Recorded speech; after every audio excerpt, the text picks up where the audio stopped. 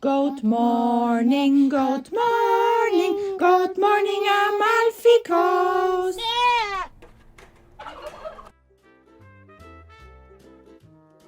September mornings are cool and fresh. The sun shines with a golden light. The sky looks clear. Birds sing early in the morning. The sea is calm. The light dances on the water.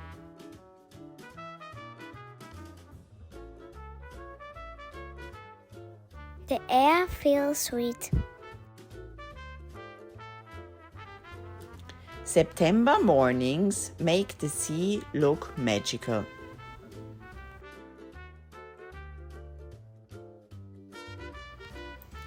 We are getting ready for the day. The team is busy and our captains are carefully preparing the boats. Soon new guests will step on board to enjoy the perfect September sun and sea. Positano in September is truly magical. The light, the calm, the beauty everywhere.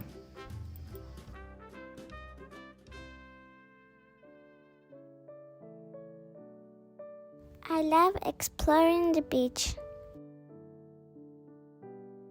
La Praia and La Porta are my favorite places. I look for shells and bones. The sand hides many treasures. I search near the rocks.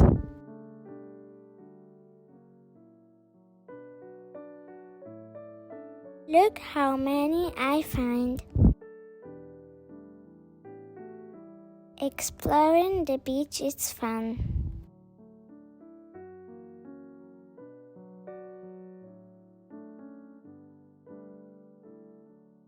Today I decided to give myself a gift, half a day off. The morning was full with check-ins and work, making sure everything was perfect. Now my clients are out at sea, smiling, enjoying the sun and the gentle breeze of this perfect September day. That makes me happy too, knowing they are cared for and free to dream on the water.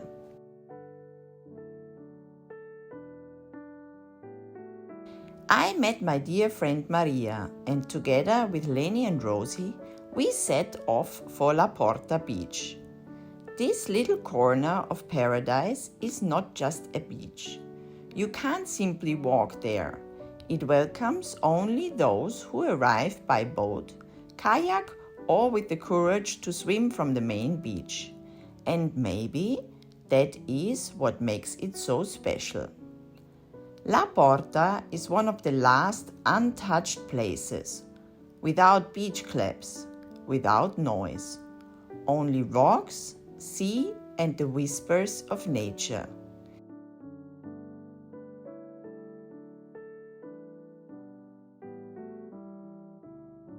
It feels like stepping back in time.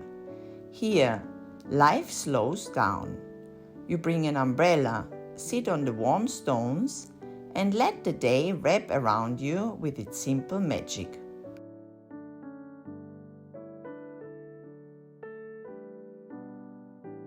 Moments like these remind me that beauty doesn't need much. Only good friends, my kids, the sound of the sea, and a hidden place where the world feels pure again.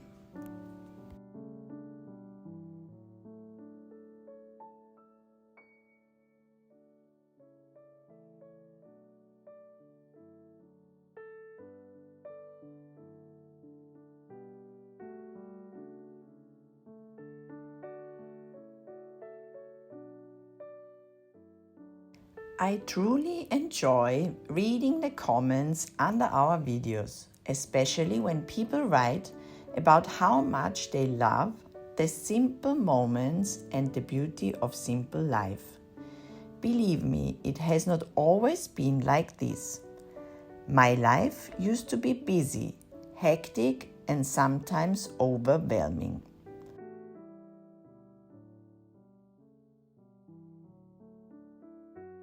But after COVID, and because I care so deeply about the education and happiness of my children, I decided to take a step back and focus on what really matters for me. It's not that we always need to travel far away. Of course, discovering new places like we did with Norway is wonderful. But what my children treasure the most is the time with Peppe and me.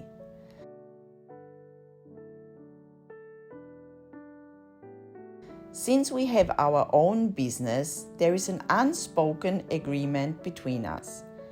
I can sometimes take half days off to be with the kids, and he takes over my duties.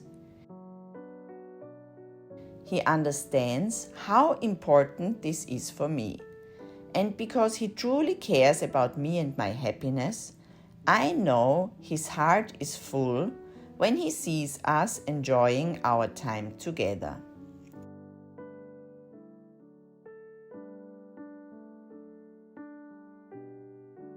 What I cherish the most is simply observing my kids. I know many mothers will understand this feeling. When your kids grow right before your eyes. One evening you put them to bed, and the next morning when you see them sleeping before you wake them with a kiss, you realize something has changed. They are taller, their faces look different, their hair longer, or suddenly, like Leni, they seem to have grown from child to teenager overnight.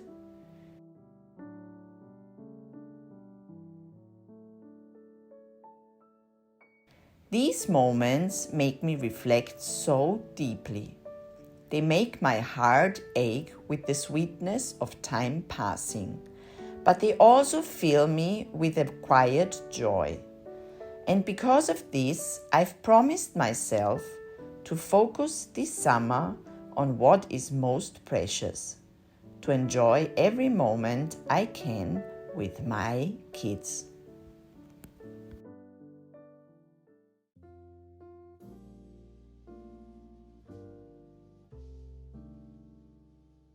Today is Rosie's birthday.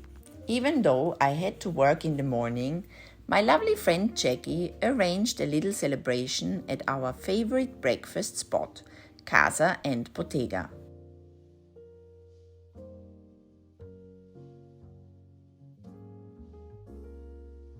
While Rosie was already opening her first present of the day, I finished the check-ins and then walked up to join them.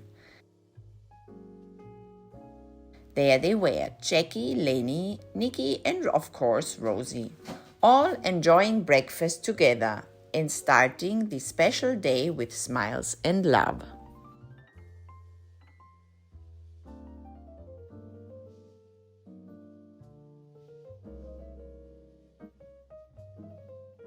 After our lovely breakfast, Rosie wanted to stop by our friend Giovanna's shop, Luisa Positano. She was so excited to try on a little skirt and had so much fun walking around, exploring the new collections.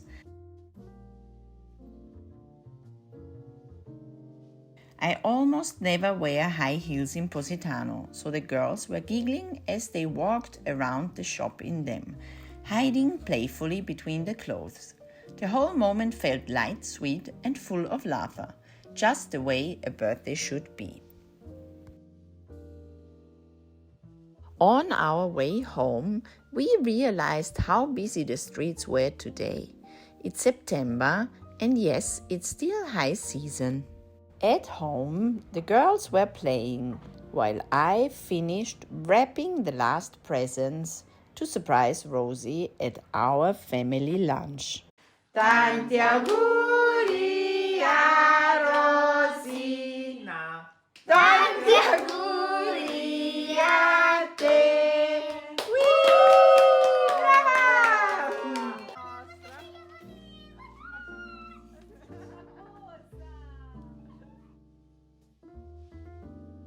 We enjoyed a beautiful family lunch together, just like always.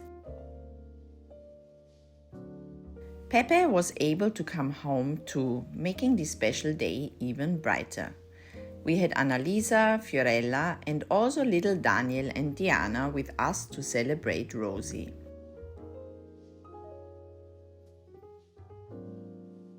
There were lots of presents, lots of fun, and so much joy as we were all sharing this wonderful time together, watching her unpack the gifts she received.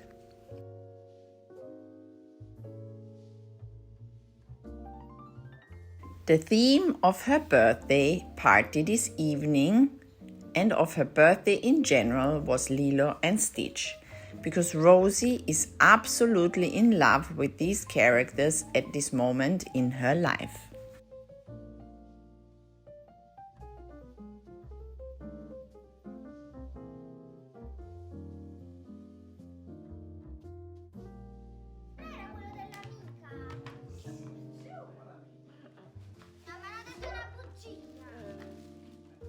Questa è da parte di Leni. Che bella! Wow!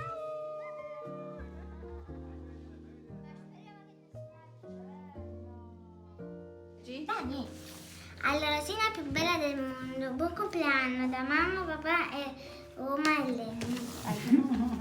Tira prima questo. Vediamo che c'è in quest'altro. Dani, che ci sta? Ah, che c'è qui? Vediamo. Piano piano, aprite piano piano. Prende bene, allora il resto è giusto. Aspetta, dai, piano piano, mamma. Piano. L'orologio! Piano! Che bello!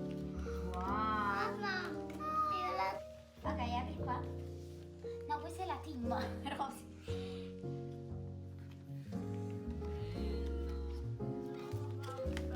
Apri.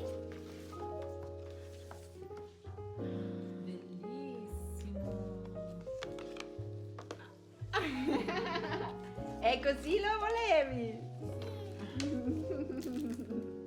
Tre lollipop, dai. E Lady.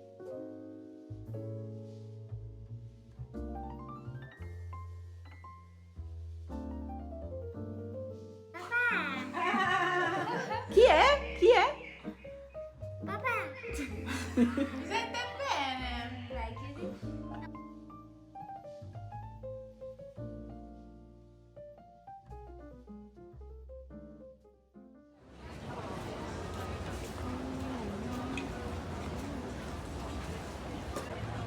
Peppe, mettete tutte e due che facciamo Sì, faccio la foto.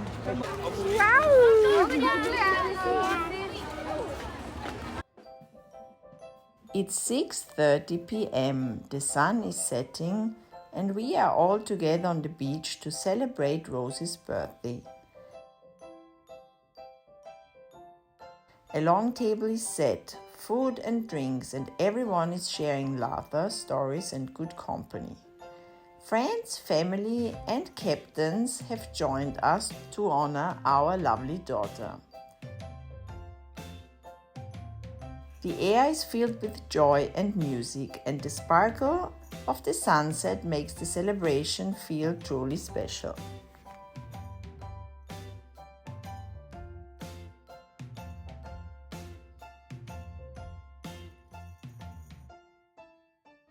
Tanti auguri a te, tanti auguri a te, tanti auguri a Rosi, tanti auguri a te. Rosi!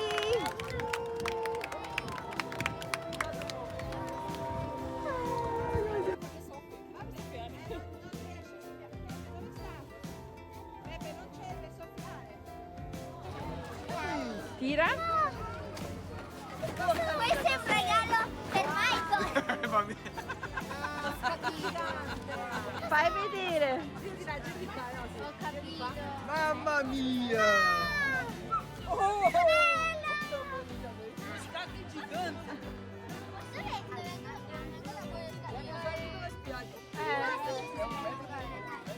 Rosie! Rosie!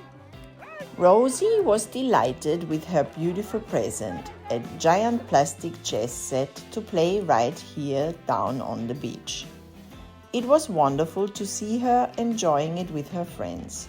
Luckily, I have dear friends who stayed behind to help clean up and close the info desk, so that tomorrow, when we come back down, everything will be ready again for our work. Good afternoon in our kitchen. Today I wanted to speak a little bit about a topic many people sent me comments or questions about. It's about social media and cell phone in our family, especially with Leni and Rosie, and how I handled this situation. I made some details, I wrote down some things because it's quite a big topic. We start with Leni. Leni was one of the last kids in 5th grade that got a smartphone. So normally here the kids started around in 4th grade, but at this time I was absolutely not ready to give her a phone. I did not want to give in with this pressure of just because everybody had a phone, smartphone, she needs one too. But at a certain point, I understood in 5th grade that the communication between the kids increasingly took place on WhatsApp. So at the end of the 5th grade, we bought her a smartphone without social media and with safety settings for me and Peppe, and with guidance from my side on my phone. Rosie is 9 years old, and Rosie received a smart watch now for her birthday, before she starts 4th grade. During the holidays now, we were training how to use it without a SIM card and now with a SIM card. There is no social media, there's even no music, nothing. But Leni and Rosie already found out how she can have songs on her smartphone. It was so funny. She just makes a voice message and then she has also her favorite songs on her phone. So you can see how incredibly intelligent our kids are when it's about this topic. Nevertheless, my daughter has contact with the social media world, Rosie for example, but also Leni, although they don't have these apps on their devices. I cannot completely protect them, it's impossible, but I try to explain as much as possible and guide both. For example, if Leni tells me about a specific video or something she heard about, or if I find out something which is going on now on social media, we are trying to watch this together and decide if it's intelligent or not, if it's fake news, if it's stupid, what is it? And most of the time, it's kind of useless topics and fake news if we look together. And then we discuss it and we decide together if it's important for our lives or not. And 99% it's not. Other advices, yes, WhatsApp is allowed on her phone, but I control it regularly. She knows it. Often Leni brings me the phone when I ask her, and then we control together the classroom chat from her school, but also different chats with friends. Realistically, I would say 2 times a week I find time to do this, and also because it is a very sensitive topic, I would say, because it is also privacy. But where does privacy start for my 12-year-old and where does it stop? So that's quite difficult issue, I would say. Before I installed WhatsApp, on her advice, we sat down and we spoke very clear about fake news and other dangers like chain letters. Other advices for daily life at home from our side, I would say no phone, no iPads, nothing for breakfast, dinner and lunch. They know it, and in general we speak about hobbies, school, but also specifically about the digital world. If they heard something new, friends sent them something they were not able to open because I block nearly everything and they have to come and chat with me about this. But maybe if they saw something with friends, and we try to talk as much as possible about this. I also think that this is important because it shows if something happens, something bad happens, and this can happen nowadays, they know, especially Leni, that my door is open and that she can speak about this and show me. We already had some issues, so that's very important that she knows she can come and we can chat about this. In addition, in devices, I have the control settings. So me, like parent, I control everything. And that's really important, but this never replaces dialogue and guidance. Yeah, that's the most important thing. At night we made the decision no smartphones charging in their room, better in the kitchen or in the living room. That's personally I think a very good decision, so it doesn't end up like last thing they do when they go to bed. And audiobooks or something like this, they just listen through other devices with a timer function. And I think that's a really good choice. Important is for everybody who is now thinking what is good, what is bad about what I'm doing or we are doing, Peppe and me, with our kids. Important is that this is our way. It doesn't have to be the right way for everyone. But it works for us in this moment, also important because this is a borderline. We have to change it continuously by Leni and Rosie growing up. Another important thing, the smartphone in our daily life doesn't really have a big role because my kids have so many hobbies, and with school and dance and instrument and the animals at home and drawing and crafting, there's really not a lot of time for smartphone.